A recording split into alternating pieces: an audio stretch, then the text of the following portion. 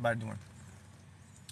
You know, I used to associate myself with my thoughts,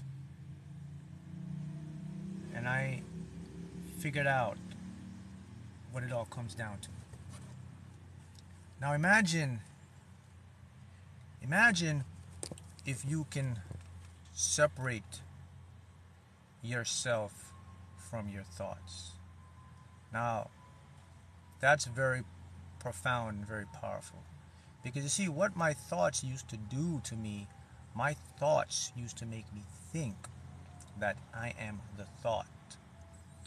And this is primarily driven by what's called my ego, my conscious mind. And for a long time, most likely many of you this has happened to.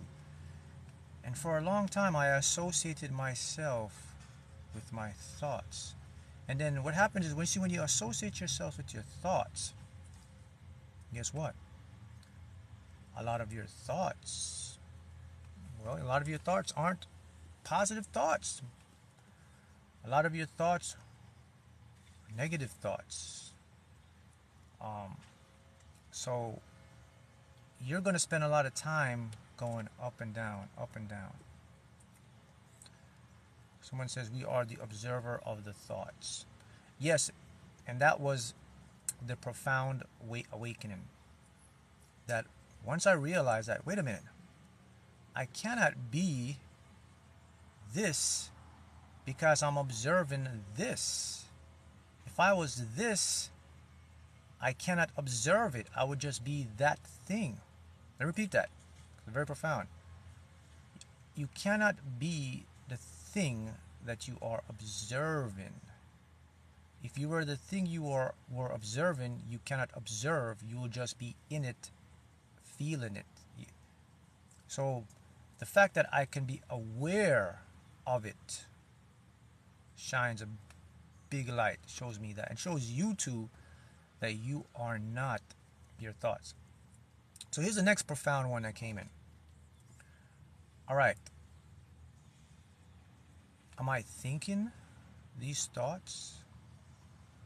I used to associate myself with that, but then I discovered, wait a minute, I can never think a thought, man. I can only receive a thought. The only thing that I can consciously be aware of is what has been programmed and put into my DNA, which is my desires. My desires are the things that you want, or the things that you want to change in your life, the things that you want to create, things. A desire is something that you're constantly focusing on, and when you're focusing on it, it impresses the subconscious or the unconscious mind to create your desires. Eventually you'll get it. But here's a big thing. Here's a big kicker you got to know. The reason you cannot think a thought is because you cannot control most of the circuits in your brain. A lot of the things in your brain are automated systems, just like your subconscious. You can't control your breathing. I mean, you can't tell yourself to stop breathing.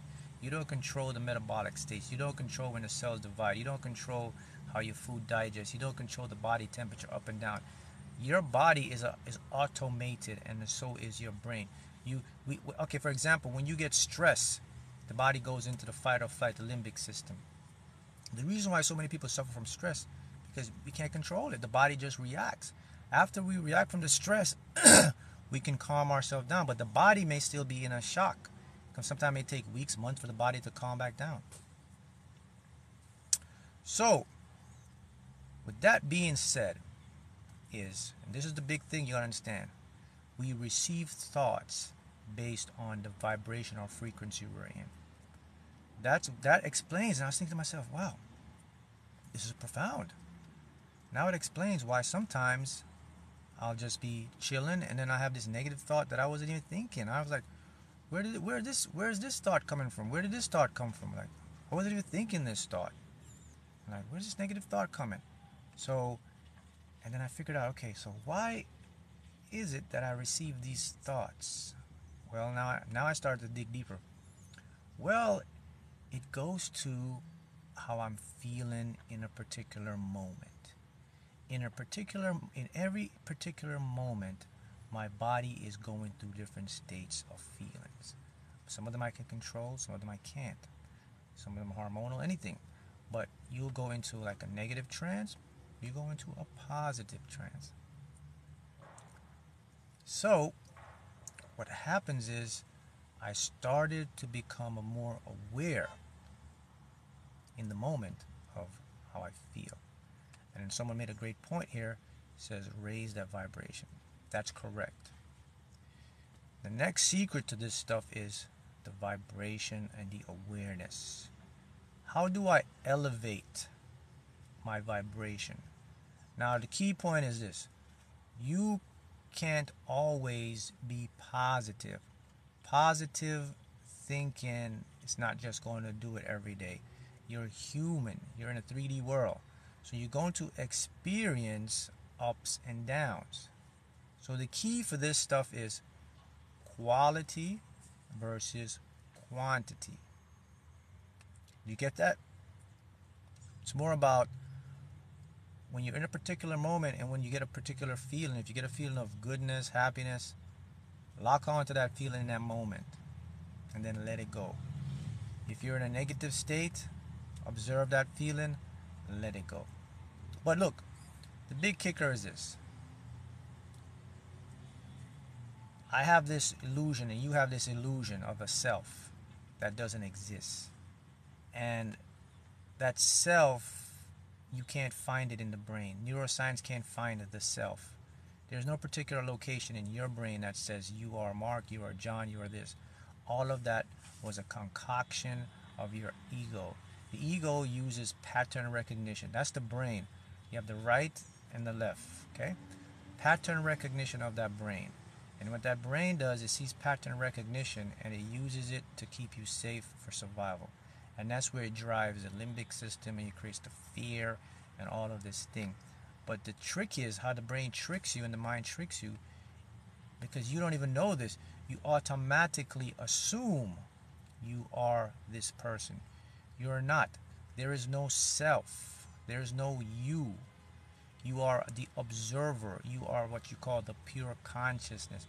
You are everything and nothing all at once from a single point, from a singularity that expands through this body, through your mind.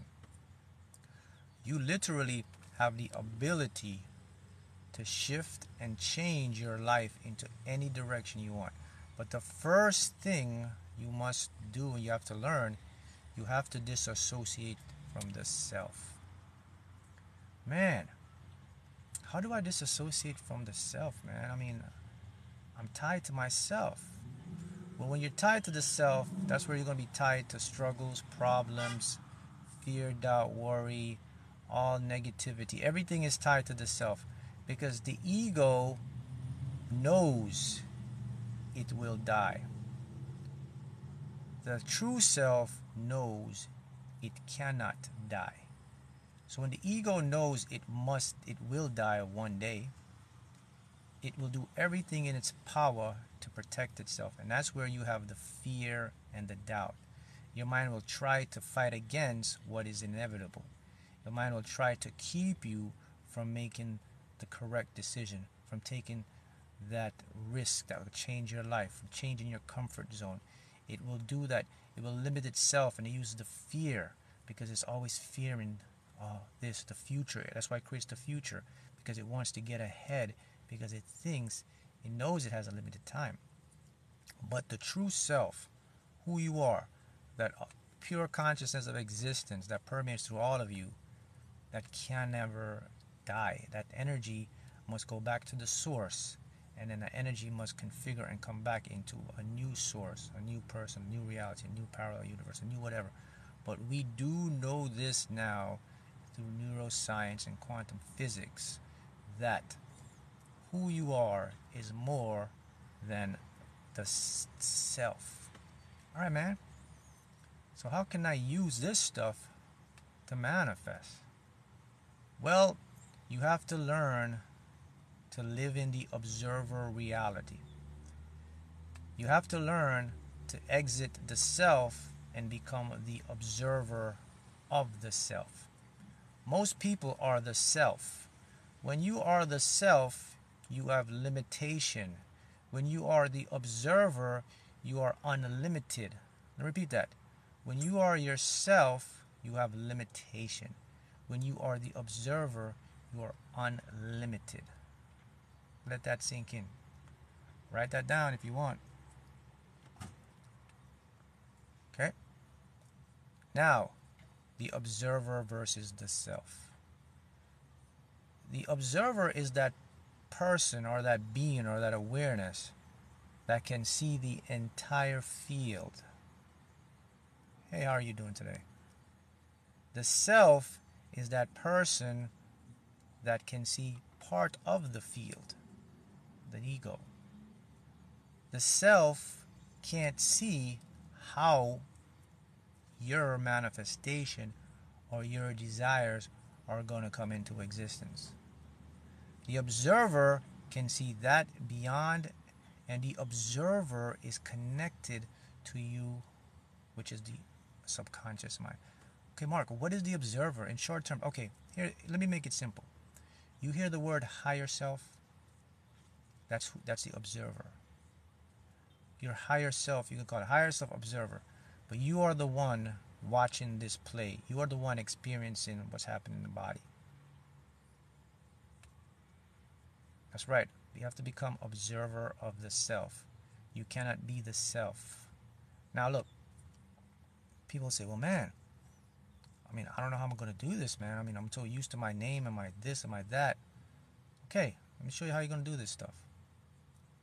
You have to understand how to use the self in the 3D world. Someone asked me, so how do you disassociate from self by becoming the observer? That's where I'm going right now. So here's what you do. There's one formula that all you have to do is stay with this formula, and you will always disassociate yourself from the self. You know what it is? Is being present. When you are present, when you take things one day at a time, one step at a time, live in the moment, don't think about tomorrow, don't worry about what's happening, you will start to disassociate from the self automatically. Wow. Well, why? How you gotta explain it to me, bro. How does that work? Why would just being present disassociate from the self? Well, here's why. You see, in the moment, it's one continuous time. There is no time in the present. You see, the self needs time as an equivalent to run the show. The self must always have the past and the future. The self cannot have the moment. So when you're in the moment, it makes the self so uncomfortable that the self ceases to exist in that moment. And the only thing that comes in is the observer. Are you understanding how this stuff works? Okay, let's go into some quantum physics so we can drive this home. We now know that the brain develops what's called circadian rhythm. And we now also know, there's leading evidence showing that the brain is actually concocting time as an illusion. In physics, we're now seeing that time is one constant. It's one big block of present moment that have different coordinates in that block. The brain is so smart, and when we developed, it created a concoction or an illusion of the future or the past. But the true essence of who you are exists in the present moment. So, if the brain gets stuck in the moment, it glitches and it creates resistance, which you will feel: fear, doubt, anxiety, because the self says, oh my God, I gotta keep doing something, I gotta keep moving, I gotta keep processing. But if you understand that all you have to do is be here, the self disengages. Once the self disengages, now you can come in as the observer and you can hijack the awareness of the self. That's right. The observer can actually now go into the ego, and then transform the ego into what it wants to be in that moment. In the moment. And then in that moment is all you need, though, because when you're in that moment, that's when you can raise the vibration. That's when you can impress the subconscious, and that's when you can get things rolling. And then you can get out of that moment, and then when you get out of that moment, and then the self will come back. Now here's the key point now.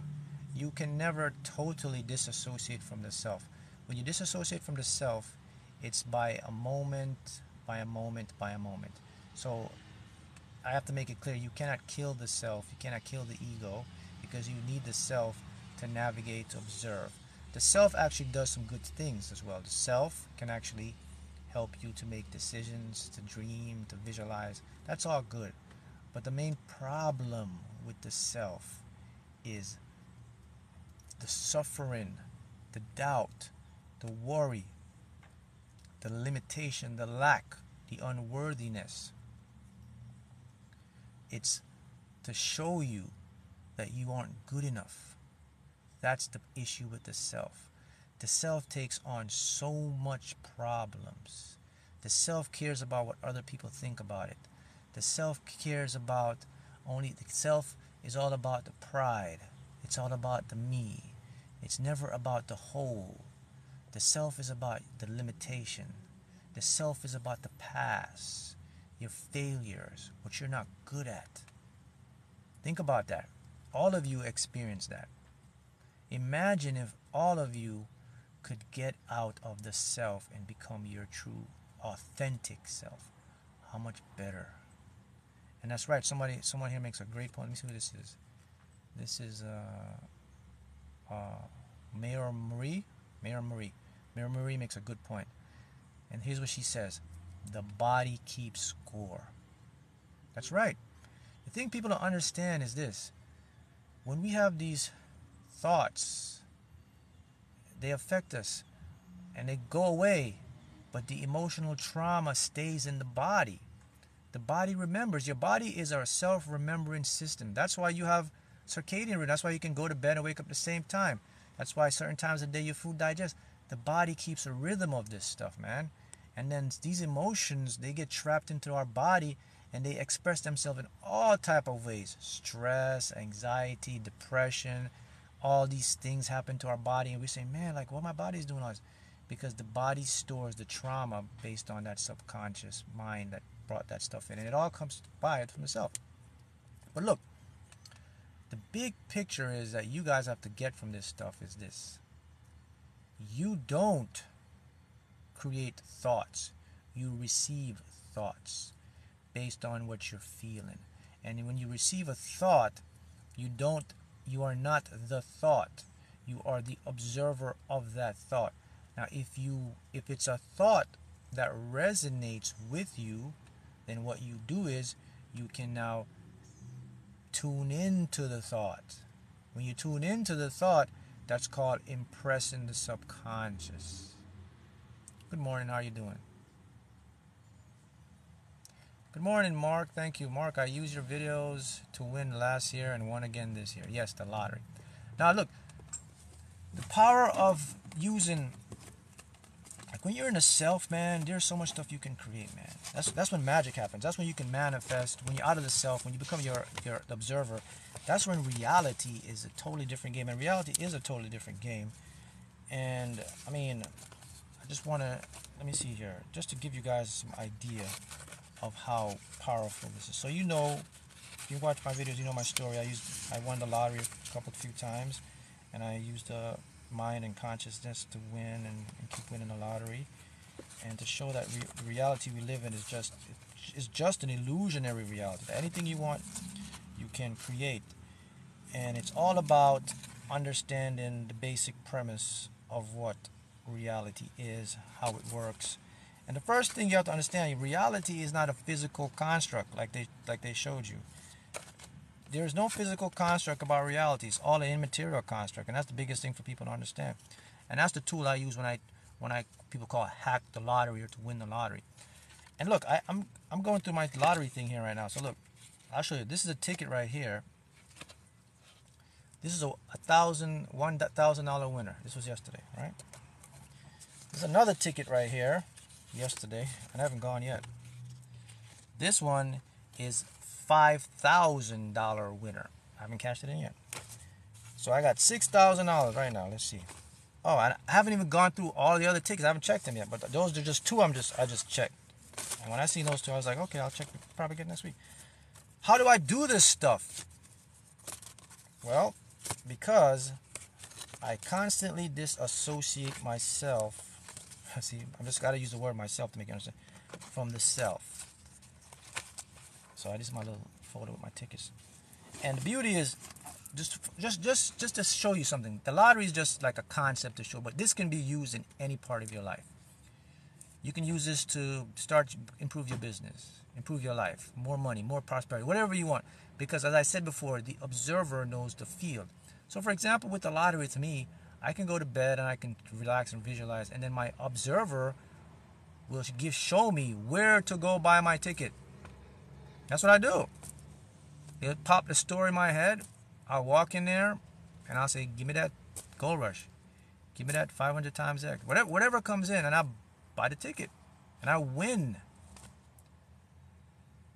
Exactly. So I'm just showing you a small portion of how this stuff works. People, they don't understand. This is why I'm here to teach and to show you guys. Does it pops up in your meditation?